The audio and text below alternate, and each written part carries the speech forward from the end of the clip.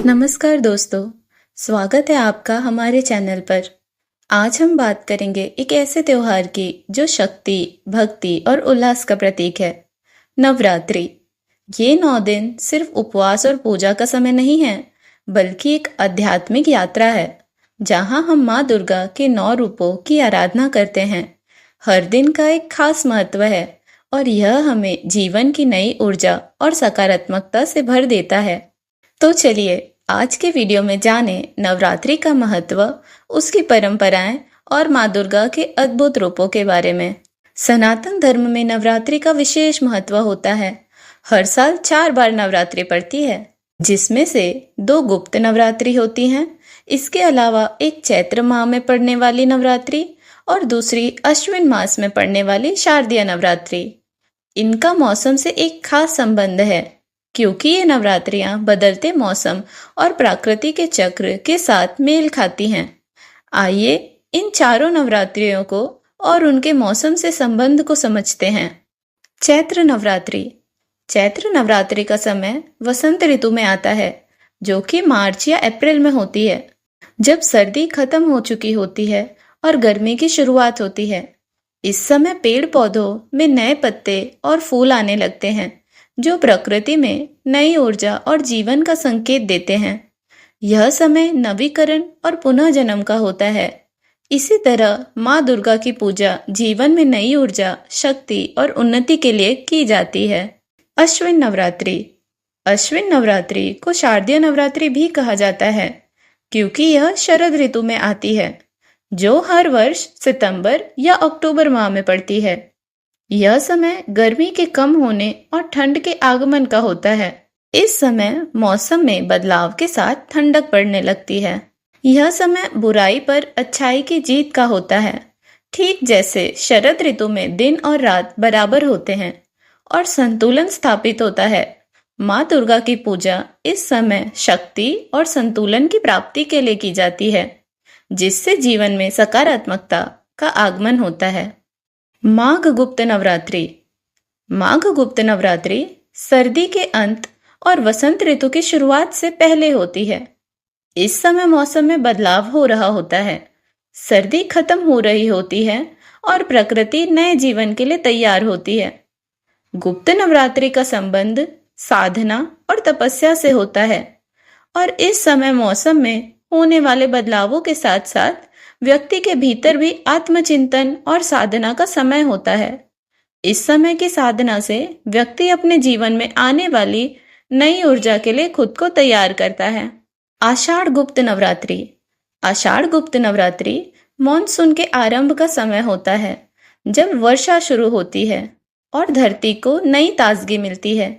यह समय कृषि कार्यों के लिए महत्वपूर्ण होता है, जब किसान फसल की बुवाई के लिए तैयार होते हैं।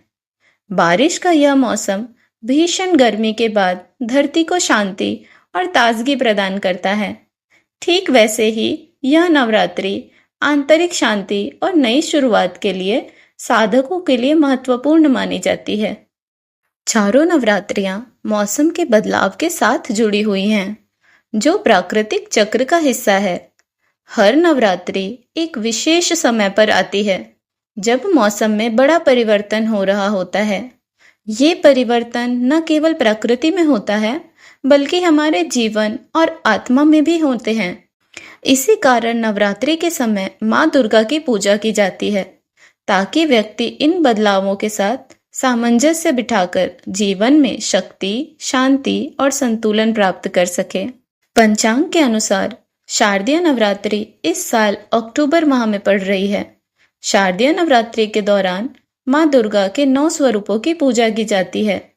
इस साल पूरे 9 दिनों की शारदीय नवरात्रि मनाई जाएगी। ऐसे में आइए जानते हैं शारदीय नवरात्रि की तिथि, महत्व और शुभ मुहूर्त। इस साल अश्विन मास की शुक्ल पक्ष की प्रतिपदा तिथि का आरंभ 3 अक्टूबर सुबह 12:19 से हो रहा है और 4 अक्टूबर सुबह 2:58 पर समाप्त होगा। उदय तिथि के अनुसार 3 अक्टूबर 2024 गुरुवार से शारदीय नवरात्रि आरंभ हो रही है, जो 12 अक्टूबर 2024 शनिवार के दिन समाप्त होगी। पंचांग के अनुसार नवरात्रि के पहले दिन माँ शैलपुत्री की पूजा अर्चना की जाती है और साथ ही लोग कलश स्थापना भी करते हैं। इसके लिए शुभ मुहूर्त 3 अक्टूबर को सुबह 6:19 से 7:23 तक का होगा।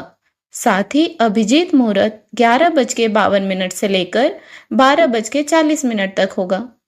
देवी माँ के 9 रूप एक लड़की के जीवन के अलग अलग चरणों का प्रतीक है। हर रूप स्त्री के जीवन की किसी न किसी महत्वपूर्ण अवस्था को दर्शाता है। आइए जानते हैं देवी माँ के 9 रूप कौन कौन से हैं और देखते हैं कि ये 9 रूप एक लड़की के जीवन से कैसे जुड़े होते हैं। पहला दिन माँ शैलपुत्री। यह माँ दुर्गा का सबसे पहला रूप है जो पहाड़ों की बेटी मानी जाती हैं। यह रूप एक लड़की के बचपन का प्रतीक है, जहां वह मासूम, निर्दोष और प्रकृति की गोद में पली बड़ी होती है, ठीक उसी तरह जैसे माँ शैलपुत्री पर्वतराज हिमावन की बेटी हैं। दूसरा दिन माँ ब्रह्मचारिणी। यह रूप उस समय को दर्शाता है जब लड़की अपनी शिक्षा प्राप्त कर रही होती है और साधना या मेहनत के मार्ग पर चल रही होती है। यह समय उसके जीवन का वह चरण है जब वह सीखने और आत्मनिर्माण की प्रक्रिया में होती है। तीसरा दिन माँ चंद्रघंटा। यह माँ दुर्गा का वीरता और शक्ति का रूप है। यह उस समय का प्रतीक है जब एक लड़की युवा होती है और जीवन में चुनौतियों का सामना करने के लिए तैयार होती है। जैसे जैसे वह अपने जीवन में आगे बढ़ती है, उसे समाज में अपनी जगह बनानी होती है और वह आत्मविश्वासी व साहसी बनती है। चौथा दिन माँ कूष्मांडा। यह रूप सृजन का प्रतीक है।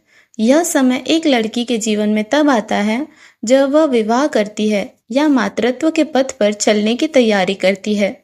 इस रूप में वह अपने जीवन में नई संभावनाओं और परिवार की सृष्टि करती है।